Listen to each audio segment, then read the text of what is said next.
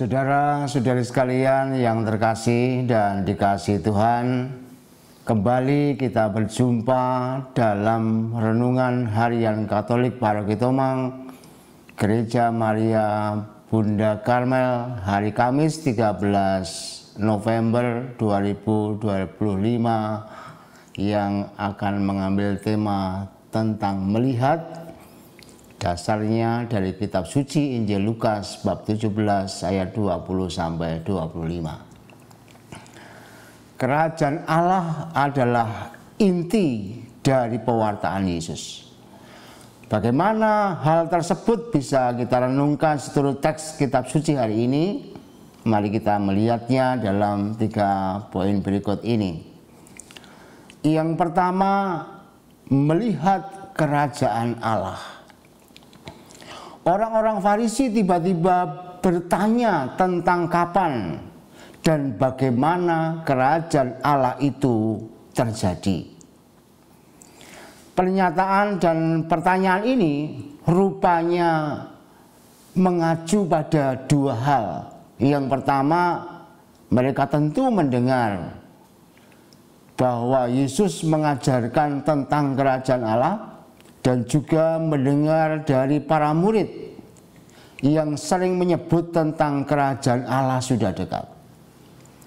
Lalu yang kedua, orang Yahudi zaman itu memang berharap-harap akan datangnya kerajaan Allah untuk membebaskan mereka dari situasi yang buruk yang mereka alami.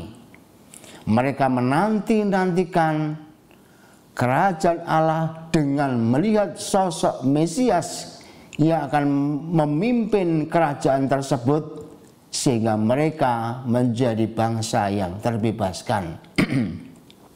Rupanya pikiran dan kerinduan orang-orang Farisi itu bersifat jasmani dan duniawi. Maka Yesus menjawab dengan mengatakan, kerajaan Allah tidak muncul dengan tanda-tanda lahiriah. Berarti kerajaan Allah itu adalah soal rohani yang bersifat tersembunyi. Karenanya tidak mungkin hanya dipandang sebatas pandangan fisik. Mesti dilihat dengan kacamata rohani.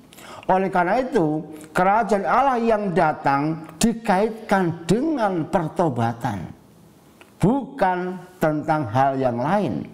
Sehingga kemudian rumusannya, bertobatlah, kerajaan Allah sudah dekat.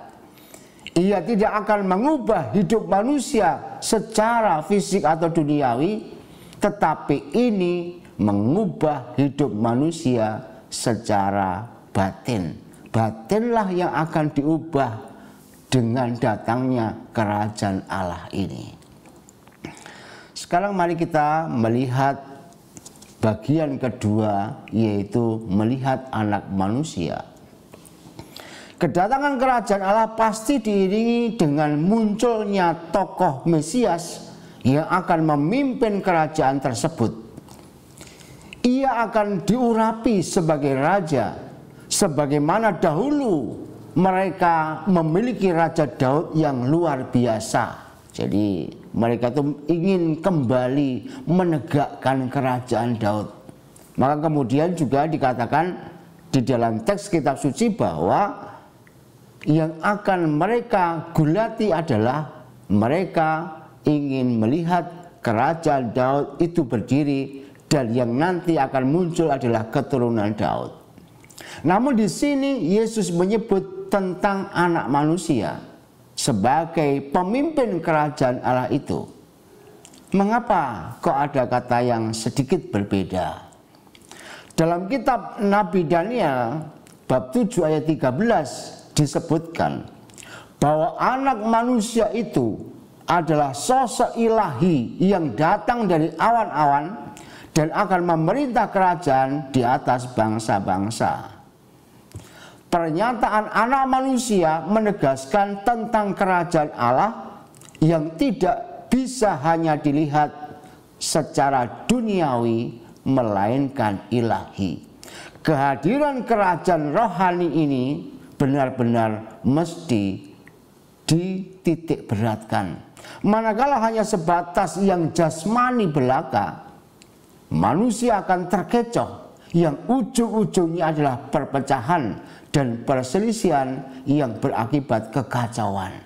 Maka kemudian juga disebutkan di situ nanti akan terjadi hal yang demikian.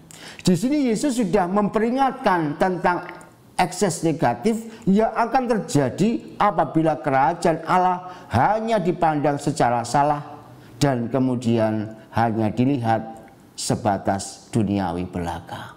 Disinilah kemudian anak manusia itu menjadi penting, karena kita sedang diajak untuk merenungkan bahwa kerajaan Allah itu dengan munculnya Mesias itu adalah bukan semata-mata dari keturunan Daud yang akan menegakkan tentang kerajaan Daud tersebut.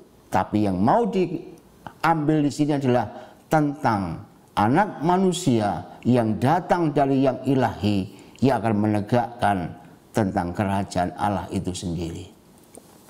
Sekarang mari kita melihat bagian yang ketiga, bagian yang cukup menarik sekaligus sulit. Di bagian akhir dari Injil hari ini disebutkan tentang Mesias yang menderita dan ditolak oleh angkatan ini. Kata-kata ini menunjukkan tentang nubuat sekaligus juga peringatan.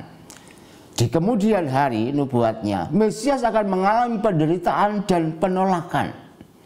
Juga diingatkan apabila hanya memandang secara fisik, justru akan menyiksa dan menolak, dan yang melakukan itu adalah orang yang melihatnya secara dekat.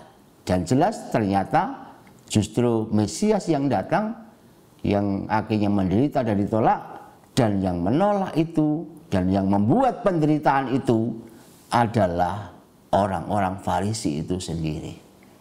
Secara manusiawi tidak mungkin Mesias itu kok menderita. Susah untuk dicerna dalam pikiran manusiawi. Sebaliknya tidak mungkin juga menolak Mesias yang datang dari Allah. Mana mungkin kita menolak Tuhan. Disinilah kita patut untuk berhati-hati dan tidak memandang kerajaan Allah secara fisik, karena nubuat ini juga bisa berlaku untuk kita yang sekarang ini mengimani Yesus sebagai Mesias. Coba kita perhatikan tentang sedikit sejarah gereja. Bagaimana gereja Kristus ini terbelah dan terpecah. Di abad pertengahan misalnya, gereja hancur berantakan ketika pola pikir gereja menitik beratkan pada hal-hal duniawi yang materialistik. Rahmat dan sakramen dinilai atas dasar material ekonomis demi perang salib. Demikian juga dalam revolusi industri yang pecah di Perancis. Gereja makin tidak diminati karena saat itu gereja berpihak kepada para pemilik modal dan meninggalkan kaum buruh yang miskin. Maka secara singkat dapat dikatakan, manakala kita mengelola hidup dan persekutuan gereja hanya atas dasar pikiran manusiawi dengan gaya duniawi tanpa refleksi, hanya perpecahan dan perselisihan yang akan terjadi. Lebih daripada itu, kerajaan Allah menjadi tidak tampak lagi. Bahkan Mesias yang sungguh-sungguh ingin membuat hidup batin kita menuju kepada Allah akan malah kita tolak. Sehingga kehadiran Mesias yang menyembuhkan hidup kita itu justru akan kita bunuh. Disinilah suatu tindakan yang sungguh-sungguh luar biasa yang mesti kita hindari. Maka dengan pewartaan sabda Tuhan hari ini, kita diajak untuk terus mengolah batin dan mencari segala sesuatu dengan kacamata Tuhan, sehingga kita terhindarkan dari penolakan akan Mesias yang akan menyelamatkan kita. Semoga dengan ini kita menjadi orang-orang yang sungguh-sungguh mengimani Tuhan yang datang dalam kehidupan kita. Tuhan memberkati.